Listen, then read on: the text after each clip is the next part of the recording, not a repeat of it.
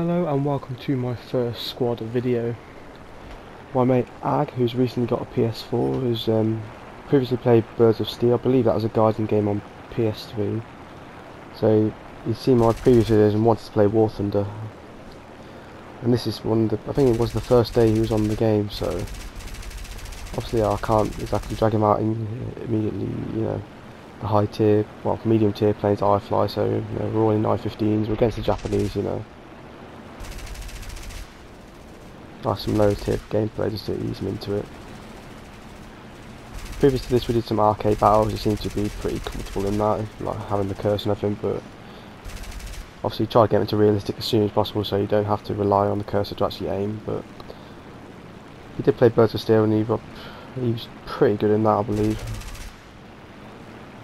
This, compared to Birds of Steel, is obviously quite a different game, but just the flight model characteristics or the way you actually fly the plane, even the controls, you have to get used to. But yeah, this was the first day he got the game, and this is probably the first time I was flying with him. Don't think it was probably the first match, but you know, it was still early days, you know, barely an hour into gameplay maybe. Do you know what, I don't think I'm that much better than him at the moment, judging by my shooting at the moment, trying to get this KR-10, this aerobatic camouflage. We were quite close there, but you know, didn't hit, no worries.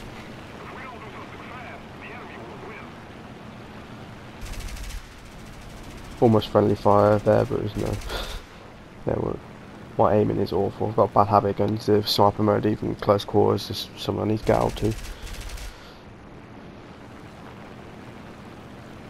Here I'm in the I-15R variant because I thought it was good when I last flew, but obviously wrong. This is probably the slowest, heaviest. I don't know what's wrong with it. Compared to the M22, it's awful. Even this is Spain, I think. Ag's pretty new, I-15. M22 is faster anyway, but to say the least.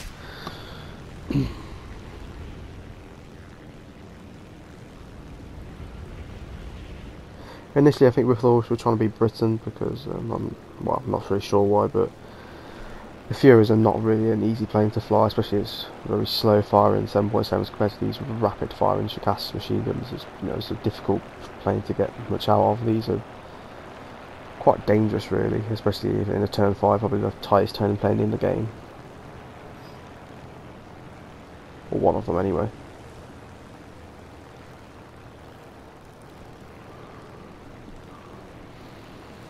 See a B5N2 in the distance here, and an A5M. I do not see that till later.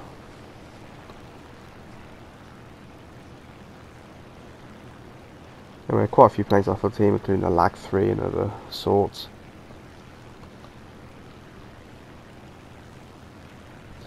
I think Russia is a good country to start with. I can't remember exactly what country I started with. I think I just went between them.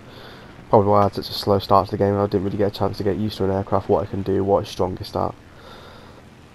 I think probably the first country I actually flew out with was probably Russia. I'm not sure why. I think I chose by accident to do my tutorials and etc. I don't know if you have to do it in a Russian plane or not. I'm not particularly sure either. I know that when he started the game he got the Tux Gladiator, because when the first country fly out and you get a premium plane. But I don't think that was there, because I think I started playing the game around January, possibly maybe even late December. But no, I didn't get a free premium plane, even though I did get the Rasmussen's P36, but I think that's a PlayStation 4 exclusive. I don't think that's available anymore either. Anyway, we spend the next 8 to 10 minutes trying to chase this B5N2 down.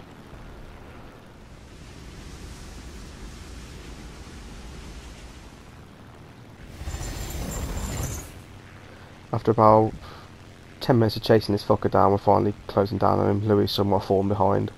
I think he was having engine problems at this point due to overheating, which is a common Russian problem. You should get used to that. Closing it to almost range here. Obviously you won't be firing these missions, maybe about 500 meters, but you know, I'm just trying to warn him.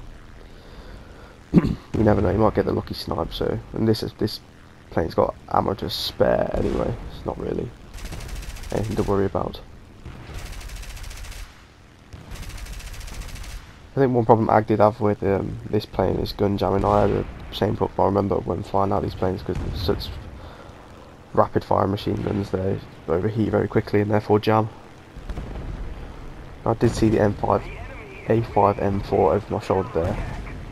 Well, I wanted to carry on getting this B5N2, but unfortunately it was just outpacing me, even though it is only a light bomber, torpedo plane, whatever you call it.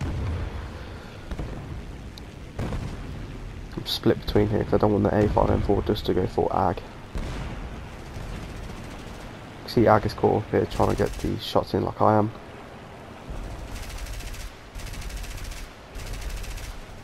A hit would be nice at this point, to say the least, and just shooting.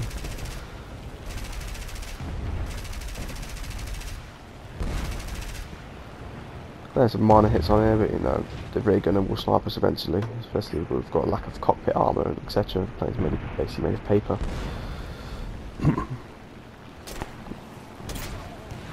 At this point, the A5M4 has been very interesting in us. Now at this point, I believe we're the last two on our team, so I believe they've got 3 planes left at this point, possibly 4, I'm not particularly sure. See, the first blast on the A5M4 has done pretty solid damage on my plane, put holes across my wings. It's okay, luckily I've got more. And the A5M4, despite it looks, is a very agile plane. This is, I think, where AG experience comes in. He managed to do a stall turn there. I'm not particularly sure if it was intentional or not, he'd have to tell me that. But he managed to make the A5M4 overshoot and therefore get him off his tail, which I thought was quite good. At this point, if I did have a fully repaired plane, I would be able to outturn the A5M4, but due to the pretty deep holes in my wings, as you can see, it's severely affected my turning capability, and now it is Louis with one of his early realistic kills. I don't believe it was his first.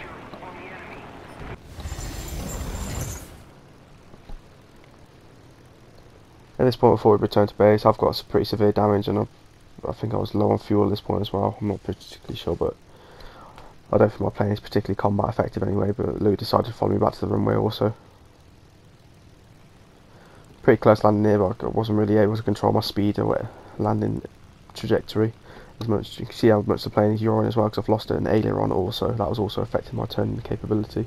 I couldn't keep the vertical axes on the plane.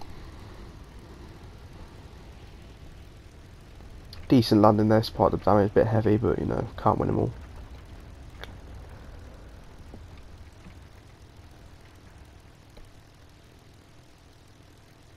Now this one, I'm not particularly sure what was left on their team. I remember seeing the B5N2 from earlier, whatever it's called, the light bomber torpedo.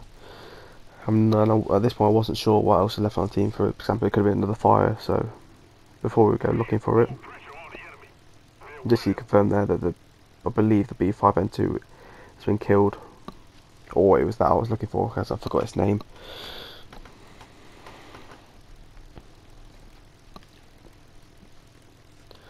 Trying to look at this point what it actually was, because it didn't have any ground targets or aerial kills at this point. Usually judge for what the plane is you're looking for, just by what it's going for. So for example, if it's got maybe 10 ground kills, or it could probably, you know, it's a ground attacker for example, or it's maybe a fighter, but you can't always win with that. But if it's a fighter low down, you should be able to kill it.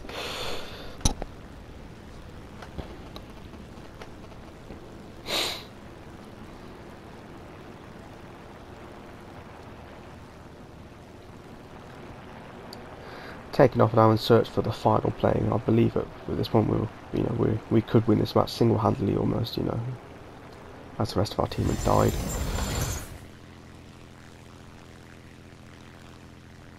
At this point I just took off going to the centre of the map, seeing what was about. Initially I was going to go for armoured targets, but then I seen that something had took out one of our bases, so it must be a bomber and it must be over there.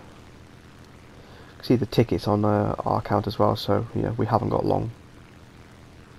Let's go over double the tickets we have.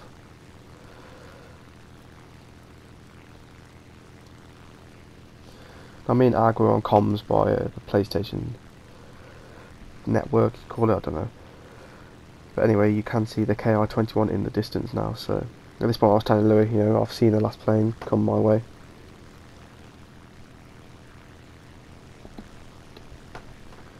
Even if we couldn't find it, I don't think we could have won on taking out ground targets. I believe they still had light tanks left and we haven't got the capability of destroying them with our pathetic little machine guns.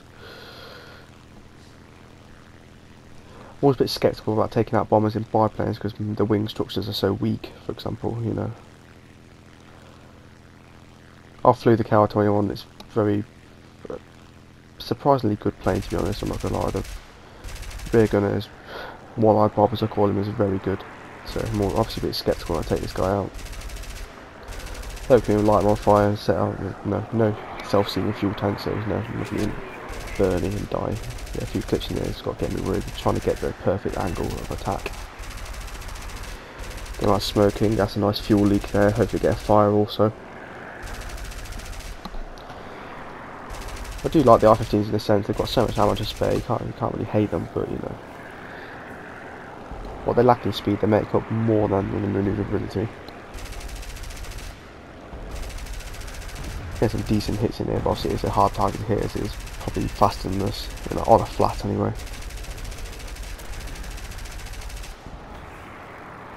Gun's almost overheating there, but I was on the right target almost. Trying to get saw below, but it's obviously making my attack awkward, and then I finally get the kill. Anyway, thank you for watching and cheers.